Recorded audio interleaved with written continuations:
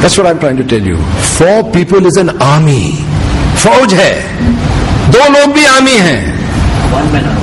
You form these citizen committees, take one officer to the court, get him punished. The whole governance का वातावरण बदल जाएगा. We don't do this. You don't need to take 200 police sub-inspectors to the police station. Just one person. And overnight the whole system will change. We have done this. But on a very small scale in the service can be done. So the first thing I want to say, you said suggest solutions. The first solution is that let's get some citizens together, form a committee. I'm ready to be a member. Get good people, form a committee, get a good lawyer, and go now straight. Go straight to court, for God's sake. When you have been slapped in the face, you don't have to sit at home and atami vaat pahato.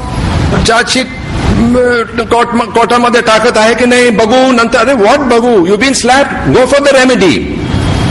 You say section 197 stands in the way. Yes, this is an old section brought to this country by the British, and there are very lot of stories about this section. 197 is a section which was brought here for the protection of the bureaucrat. The first question is, why should you protect the bureaucrat? ऐसी कौन सी बड़ी बात है इसमें जो उसको protect करना चाहिए अपने ही सिटीजन्स के सामने? Is he a foreigner? Are we foreigners? Are we always fighting? He's supposed to be our protector. He's supposed to be our public servant. तो protection क्या देना उसको? No need. Protection उस टाइम चाहिए था when the British were here, when they were ruling us. It was an alien force. There was likelihood of friction. उस time protection की बात होती है. यहां प्रोटेक्शन का सवाल नहीं है. अच्छे ऑफिसर को जनता ही प्रोटेक्ट करेगी. So that's one thing. Number 2, if a government servant is harassed by citizens, false complain, उसका काम नहीं हुआ इसलिए वो ऑफिसर के खिलाफ फॉल्स कंप्लेन दे रहा है, the normal law will take care of it. There are sections in the Indian penal code which make it culpable, that is punishable, if somebody gives false evidence or starts a false case against somebody. So there's no need for section 197. This should have been abolished by Nehru in 1948. But Nehru was a weak man and tolerated corruption in this country and the non-performance of his government in many sectors, about which I won't talk now. So this section continues. What do we do today?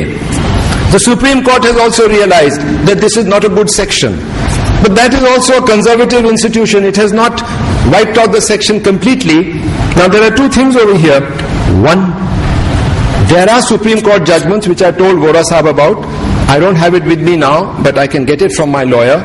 These are 4 or 5 years old, in which the Supreme Court has said that before prosecuting a government servant, it is not necessary to get government permission. Section 197 you all know, isn't it? Yes. That if you want to criminally prosecute a government servant, you first have to get the permission of the government. That means the permission of his employer. If it's a policeman, you have to get the permission of the Home Department, the recruiting agency, the employer, the one who gives, the department that gives him the job. That is what the section says. But there are a lot of stories about this section. I won't go into it now. I was going to go into it. Some of them are quite amusing. Where the courts have, knowing that an offense has taken place, in spite of evidence, the court has said, no, we will not take cognizance. आम्ही काही करू शकत नाही. तुम्ही आधी सरकारची परवानगी आणून दाखवा आम्हाला. So no action was taken. So the Supreme Court has said, you can go ahead with the trial.